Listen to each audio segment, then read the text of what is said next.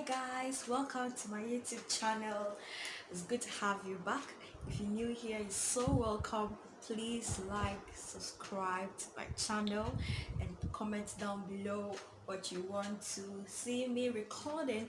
And the season calls for a lot of content creation, so yeah, here I am here for you. As you can see by the title, today we're going to talk about what you need to know before you decide to combine school and work.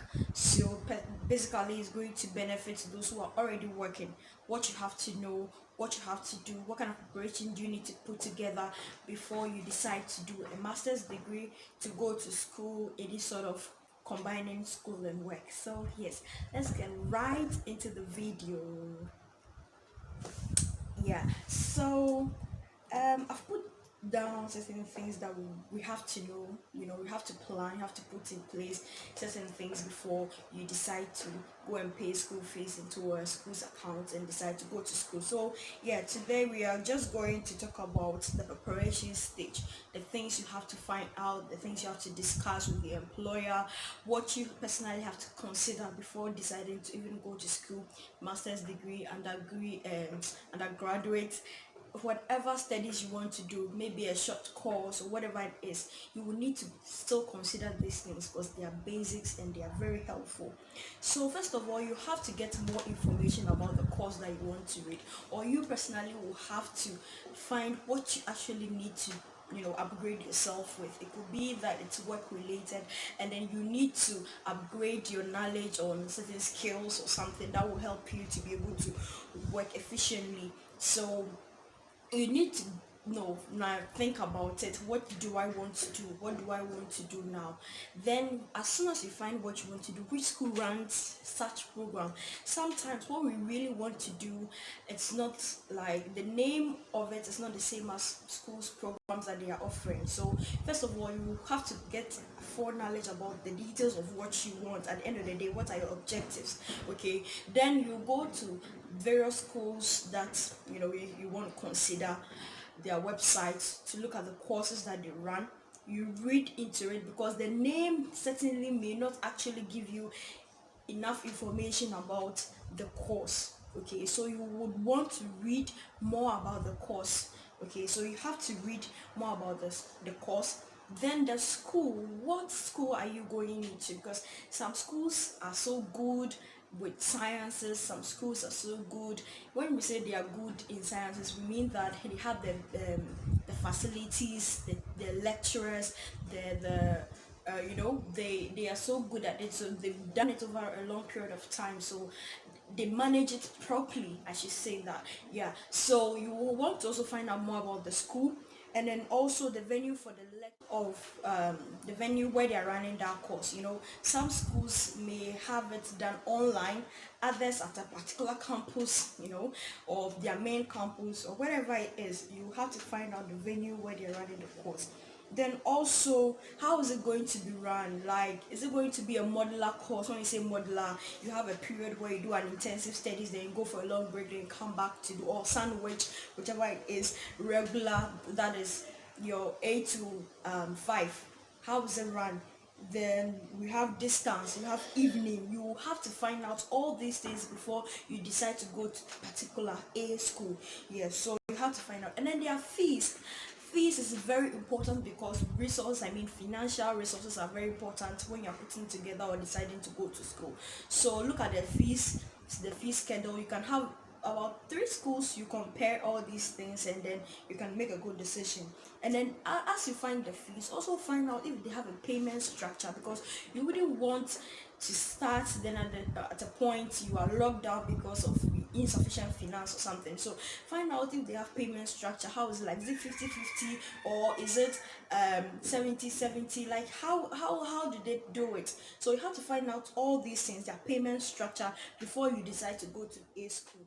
Who have been there for longer period, or you yourself, you may know what the policy is, so you will have to know now, get understanding of the policy. And then when you get to know that, oh, do they allow staff who want to go and further their studies, do they allow that, do they support the staff, which, because I know that some people are taking advanced studies, maybe some examination, your organization can decide to pay the fees for you, or when you pass, they are going to, reimburse you of your fees and all that. So yeah, you have to find out all these things. And then what kind of support, as I'm saying, do they pay fees, or sometimes they don't even give you any financial support, or there's no promise of any financial support, but they are going to say that okay, as you're going to school, maybe your class starts at 6, you can close at 4, so that we have 2 hours to travel from work to school or do whatever you want to do. Some organizations have such policies for staff who want to further their studies. um Exams period, when it's exams period, how are you going to maneuver? How are you going to combine school and work? Are they going to give you some time to take a break or what? Try and find out all this so that you don't get surprised when it's exams time and your boss is saying that no, you can't go and write the exams. Okay, you see, so you have to find out all these things. Then now you have to think of proximity, where your office is, where your organization is, from that place to where the school is. What is the means of transport if you don't have a vehicle or you are not driving? How are you going? Is it by public transport or whatever? How are you going? How to find out? You have to have a plan ahead of time, so that you wouldn't be locked down. You start and you get frustrated. These are all going to help you so that you don't get frustrated actually. Then you get prepared mentally, emotionally, physically, because the journey won't be easy, so you don't want to put yourself in a position whereby you'll be devastated and then mentally ill and all that. No, we don't want that. Yeah. And then the food, maybe you closing at 4 or 5. What are you going to eat for dinner? Have you thought of it? You may think it's not important, but trust me, if you are not careful, you will finish your course, you've gained extra weight, you have pot belly, or your health has deteriorated because you didn't take good care of yourself. How are you going to get food to eat if it's going to be an evening class? Or however it is, do they have a good canteen where you can, source yourself out or something? So you have to find out all these things. Okay, so me, I'm going to use myself as an example. I got the opportunity to do a master's degree whilst I was working in schooling. So what I did was that I think I was almost always taking late lunch. So by the time I would be going for class, I would be so hungry, like no, but I'll just need some bananas or some plantain chips or some peanuts and whatever. So like yeah, I could combine that. And I realized that those days that I didn't eat, I come back maybe at 9 p.m. and I'm so hungry, then I have to eat. Then I was putting on weight. And I wasn't enjoying it. And I realized that if I thought through to how I was going to feed myself, it would have actually helped me. So yeah, you will have to think through as well.